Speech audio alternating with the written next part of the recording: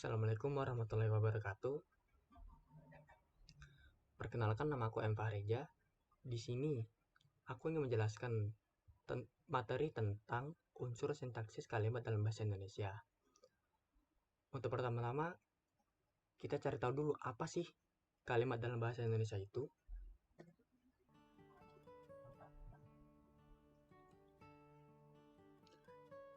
Kalimat adalah satuan bahasa berupa kata atau rangkaian kata yang dapat berdiri sendiri dan menyatakan makna yang lengkap yang dapat mengungkapkan gagasan, pikiran, dan perasaan.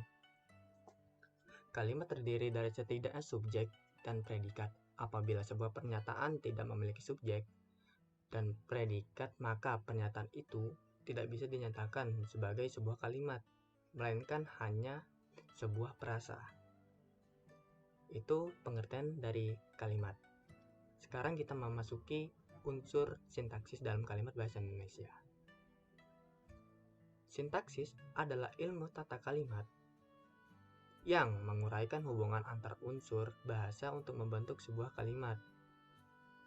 Referensi sintaksis difokuskan pada unsur-unsur pembentuk kalimat baik dari segi strukturnya atau segmental maupun dari segi unsur-unsur pelengkapnya suprasegmental. Untuk berdasarkan unsur sintaksisnya, kalimat dapat terdiri atas subjek, predikat, objek, pelengkap, dan keterangan. Sedangkan berdasarkan unsur pembentuknya, kalimat dapat terdiri atas kata, frasa, dan klausa. Untuk yang pertama, unsur sintaksis pertama yaitu ada subjek. Subjek adalah unsur pokok yang terdapat pada sebuah kalimat di samping unsur predikat. Dalam sebuah kalimat, subjek berperan sebagai pelaku atau orang yang melakukan kegiatan tertentu. Untuk contohnya yaitu, untuk pertama, peserta audisi itu puluhan ribu orang. Untuk yang kedua, dia datang dari Bogor. Itu untuk materi unsur subjek. Untuk yang kedua adalah ada predikat. Predikat adalah bagian yang memberi keterangan tentang sesuatu yang berdiri sendiri atau subjek itu memberi keterangan tentang sesuatu yang berdiri sendiri.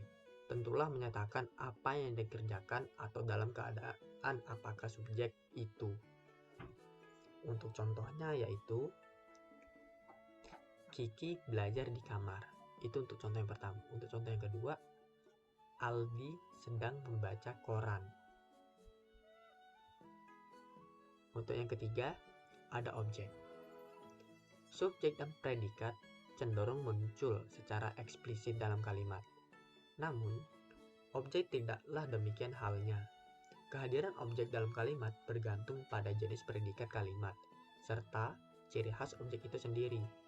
Contohnya, adik bermain layangan, sama Aldi membeli sebuah buku.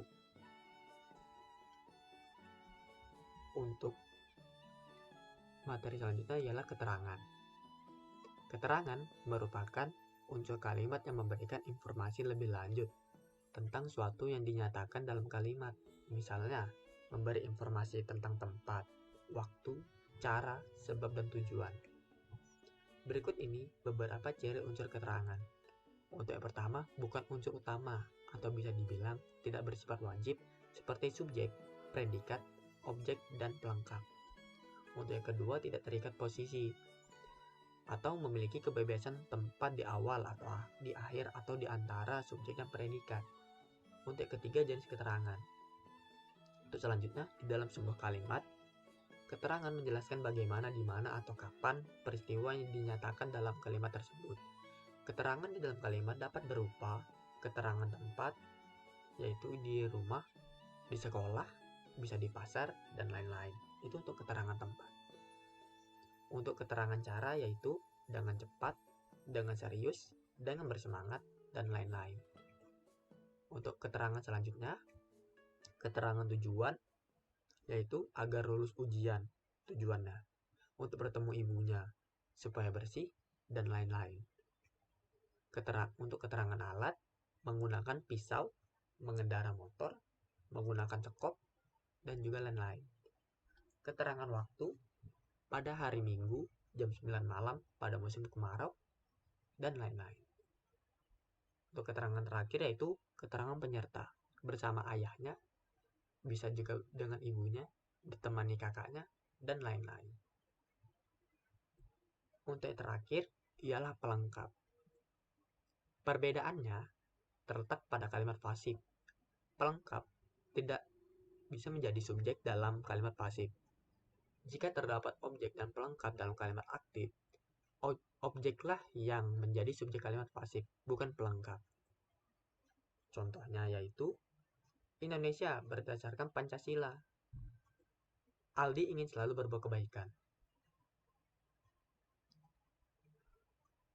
Mungkin itu aja yang bisa dapat aku sampaikan. Kurang lebihnya mohon maaf, aku akhiri. Wassalamualaikum warahmatullahi wabarakatuh.